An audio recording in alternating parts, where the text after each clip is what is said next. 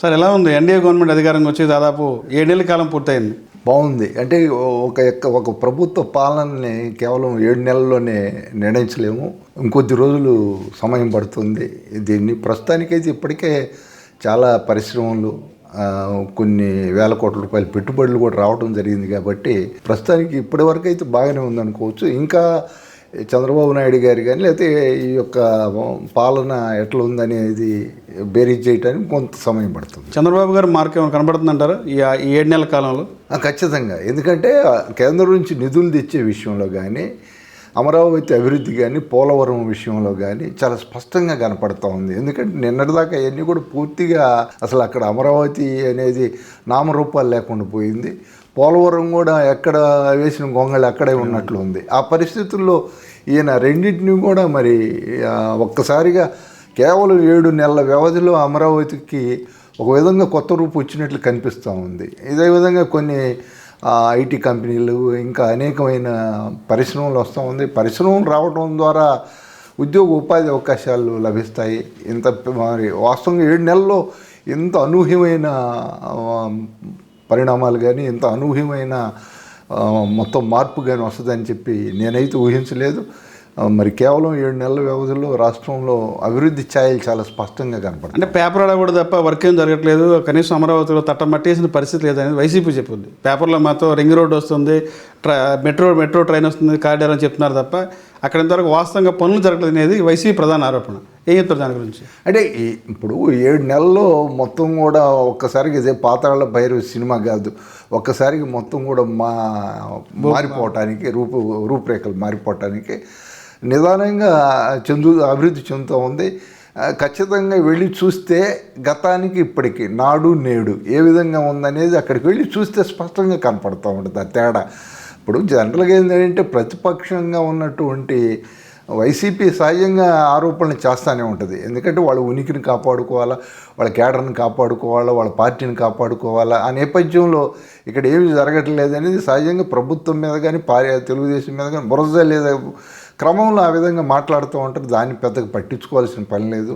ప్రజలు ఉన్నారు, ప్రజలు న్యాయ నిర్ణేతలు, ప్రజలు వాస్తవాలు గ్రహిస్తూ ఉన్నారు. ప్రజలను అడిగితే తెలుస్తుంది. గత 5 ఏళ్ళలో అలా అమరావతి ప్రాజెక్టును వదిలేయటం వల్ల అంతా జంగిల్స్ అంతా అయిపోతుంది, అడవిలాగా అయిపోయింది. అప్పుడు ఎలా ఉంది మార్పు? బాగా బాబు గారు వచ్చిన తర్వాత చాలా మార్పు కనపడుతుంది. ఎందుకంటే మీరు వెళ్ళి చూసినా కానీ అక్కడ జంగిల్ క్లియరెన్స్ దగ్గర నుంచి మళ్ళీ రోడ్లు నిర్మాణం దగ్గర నుంచి మొత్తం కూడా అందరూ కూడా రైతులు కానీ చుట్టుపక్కల ఒకటి అభివృద్ధి చెందిందనడానికి రియల్ ఎస్టేట్ పెరగటమే. ఒక్కసారిగా రెట్టింపైన ధరలు, అక్కడ భూముల ధరలు. ఎందుకు దీనికి కారణం అంటే చంద్రబాబు నాయుడు గారి మీద ఉన్నటువంటి ఒక నమ్మకం, ఒక విశ్వాసం. దాంతో ఏమైందంటే ఇక్కడ అభివృద్ధి జరుగుద్ది కాబట్టి ₹1 2 కోట్ల రూపాయలు, 2 కోట్ల 4 అయింది. ఆ విధంగా అదే మన కొలమానం కూడా. అంటే వైసీపీ గవర్నమెంట్లో కనీసం ₹1 అంటే కొనే వ్యక్తి లేరు. ఎస్, అమరావతి ప్రాంతంలో ఈ రోజున రియల్ ఎస్టేట్ కూడా అమాంతంగా పెరిగిపోయింది. అంత జంగిల్స్ అంతా క్లియర్ చేస్తారు. ఎందుకంటే రియల్ ఎస్టేట్ మన కొలమానం. ఇక్కడ జరుగుతుంది, అభివృద్ధి ఎలా జరుగుతుంది అనేది. అవును. రియల్ ఎస్టేట్ అనేది కొలమానం. ఎస్ సార్, ఇప్పుడు మీ గతంలో మీరు మార్కెట్ యార్డ్ చైర్మన్ చేశారు, మిర్చి యార్డ్ మార్కెట్ చైర్మన్ చేశారు. రాష్ట్రంలోనే పెద్ద యాడ్ ఇది. గత గవర్నమెంట్లో దాదాపు 100 కోట్ల రూపాయల అవినీతి జరిగింది. ఎన్డీఏ గవర్నమెంట్ అధికారంకి వచ్చింది. దీని మీద ఎలాంటి చర్యలు తీసుకుంటుంది గవర్నమెంట్? ఏం చెప్తారు దీని మీద? టోటల్గా దీనిలో రాజకీయ నాయకుల ప్రమేయం ఉందంటారు, అధికారుల ప్రమేయం ఉందంటారు? మీరు రాష్ట్రంలో కాదు, ఇది ప్రపంచంలోనే అతిపెద్ద మార్కెట్ యార్డు. దీనికి ఒక ప్రత్యేక ప్రాధాన్యత ఉంది. మిర్చి యార్డుగా ఒక గుర్తింపు ఉంది. ఈ మిర్చి యార్డు అనేది దీనిలో దాదాపుగా 2,000 కోట్ల రూపాయల అవినీతి జరిగింది, అక్రమాలు జరిగాయి అనేది నా ఆరోపణ. ఇంత పెద్ద కుంభకోణం బహుశా రాష్ట్రంలో కూడా దేశంలో కూడా జరగల. కేవలం ఢిల్లీలో లిక్కర్ స్కామ్ 100 కోట్ల రూపాయలు, అక్కడ ముఖ్యమంత్రి, ఉప ముఖ్యమంత్రి, అనేక మంది పెద్ద వాళ్ళు అందరూ కూడా జైలుకు పోవడం జరిగింది. ఇక్కడ మరి మేము వెంటనే దాని మీద స్పందించి ముఖ్యమంత్రి చంద్రబాబు నాయుడు గారికి, అదేవిధంగా మన vigilance and enforcement DG Harish Kumar Gupta గారికి, సంబంధిత శాఖ మంత్రులకి, అచ్చెన్నాయుడు గారికి, వాళ్ళందరూ కూడా మేము అక్కడ జరిగినటువంటి అన్ని ఆధారాలతో సహా ఫిర్యాదు చేయడం జరిగింది. దానిలో ప్రధానమైన ఏమిటంటే మా ఫిర్యాదులో లైసెన్స్లు అనేది రెన్యూవల్ జరిగాయి. లైసెన్సులు రెన్యూవల్లో ఒక్కొక్క లైసెన్స్ నుంచి 50,000 రూపాయలు పైగా తీసుకున్నారు. 400 లైసెన్సులు రెన్యూవల్ జరిగాయి. సరే, అది ఒకటి. రెండోది ఏంటంటే లైసెన్సులు ట్రాన్స్ఫర్ జరిగినాయి. ఒక వ్యక్తి పేరు నుంచి ఇంకొక వ్యక్తి పేరుకు బదిలీ జరిగింది. బదిలీలు 5 నుంచి 10 లక్షల రూపాయలు చేతులు మారాయి. అది కూడా ప్రభుత్వం అనుమతి లేకుండా ఆ ట్రాన్స్ఫర్ చేయటానికి వీలేదు. ఆ పేరు మార్పిడి జరగకూడదు. ప్రభుత్వం అనుమతిని ఒక 60 మందికి మాత్రమే తీసుకున్నారు. ఏకంగా 180 మందికి చేశారు. అందులో కూడా పెద్ద ఎత్తున జరిగింది. అట్లాగనే జీరో వ్యాపారం. అంటే జీరో వ్యాపారం ఏంటంటే అక్కడ ఈనాములో నమోదు కాకుండా కొన్ని లక్షల కోట్ల రూపాయలు ఖరీదు చేసేటటువంటి మిర్చి అక్రమ మార్గాల్లో పోవటం మొదలుపెట్టింది. అదేవిధంగా బిల్ టు బిల్లు మొత్తం కూడా పెద్ద ఎత్తున అవినీతి జరిగింది. దీని మీద విజిలెన్స్ ఇక్కడ చాలా వాళ్ళని నేను ప్రత్యేకంగా అభినందిస్తున్న విజిలెన్స్ అధికారులని. ఒక 3 నెలల వ్యవధిలో మొత్తం కూడా దాని మీద విచారణ పూర్తి చేశారు. దాదాపుగా సుమారు 347 కోట్ల రూపాయల అవినీతి జరిగిందని చెప్పి వాళ్ళు నిర్దిష్టమైన ప్రాథమిక ఆధారాలతోటి వాటన్నిటిని కూడా ప్రభుత్వానికి వాళ్ళు నివేదిక ఇవ్వటం జరిగింది. దానిలో 20 మంది సూపర్వైజర్లు కావచ్చు, ఇతర వివిధ స్థాయిలో ఉన్నటువంటి అధికారులు అందరి యొక్క ప్రమేయం ఉందని చెప్పి వాళ్ళ పేర్లు, వాళ్ళు చేసినటువంటి ఏమేం చేశారు, ఎక్కడెక్కడ అవినీతికి పాల్పడ్డారనే స్పష్టమైన ఒక నివేదికను రూపొందించారు. దాన్ని మరి ప్రభుత్వానికి అందజేయటం జరిగింది.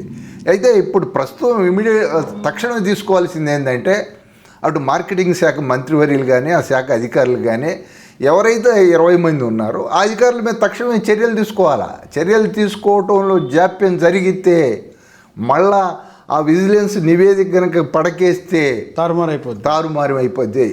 విజిలెన్స్ నివేదిక సహితం కూడా దానిలో ఉన్నటువంటి ఇవి కూడా మళ్ళీ మొత్తం కూడా తారుమారై ప్రమాదం ఉంది.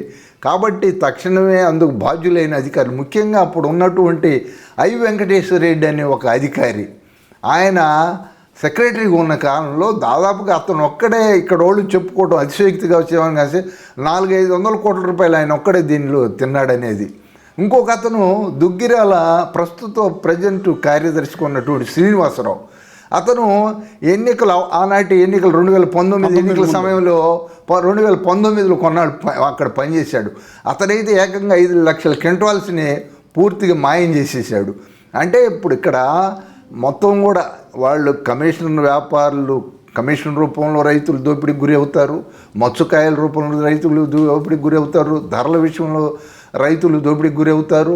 రైతుల్ని అందరూ కూడా అటు వ్యాపారులు ఇటు అధికారులు మొత్తం కూడా రైతులను దోచుకోవటం మినహా రైతులకి సేవ చేద్దామనే దృక్పథం పూర్తిగా తగ్గిపోయింది. ఆ రోజు మేము అవినీతి రహితంగా అక్కడ పాలన చేసాము. మేము అక్కడ ఉన్నప్పుడు, నేను అక్కడ చైర్మన్గా ఉన్నప్పుడు. ఈరోజు మళ్ళా పూర్తిగా అవినీతి ఊబిలో కూరుకుపోయింది అక్కడ మిర్చి యార్డు మొత్తం కూడా. ఇక్కడ ప్రధానంగా ఉన్నటువంటి సూపర్వైజర్లు చాలామంది ఉన్నారు. శివారెడ్డి అని చెప్పి, అదేవిధంగా దుగ్గిరాల్లో ఉన్నటువంటి శ్రీనివాసరావు కానీ, సెక్రటరీగా ఉన్నటువంటి ఐ వెంకటేశ్వర రెడ్డి కానీ, ఇలాగ చాలామంది అక్కడ ఉన్నటువంటి సూపర్వైజర్లు, సెక్రటరీ మొత్తం కూడా దాన్ని పంచుకు తిన్నారు. డిఈఓలు అని ఉంటారు, డేటా ఎంట్రీ ఆపరేటర్లని, వాళ్ళని దాదాపుగా 30-40 మందిని అక్కడ నియమించారు. వాళ్ళు ఒక్కరోజు కూడా అక్కడ విధులకు హాజరు కాలేదు. వాళ్ళందరూ కూడా వైసీపీకి సోషల్ మీడియాకి పనిచేస్తూ ఉంటే వాళ్ళందరికీ కూడా జీతాలు మిర్చి ఇక్కడ అందజేస్తూ ఉంది. వాళ్ళ సంతకాలు కానీ, వాళ్ళ బయోమెట్రిక్ కానీ ఇవన్నీ కూడా సూపర్వైజర్లు వేస్తూ ఉన్నారు తప్పితే వాళ్ళు కనీసం వచ్చి ఆ జీతం తీసుకునే రోజు ఏమన్నా వచ్చారని తప్ప ఏ రోజు కూడా వాళ్ళు వచ్చి అక్కడ రిజిస్టర్లో సంతకం కానీ బయోమెట్రిక్ వేలిముద్రలు వేయటం కానీ ఏమీ జరగలేదు. ఆ విధంగా దోచిపెట్టారు. అట్లాగనే అక్కడ ఉన్నటువంటి సెక్యూరిటీ వాళ్ళు, మిగతా వాళ్ళు మొత్తం కూడా ఆ విధంగా అది పూర్తిగా దోపిడీకి గురి.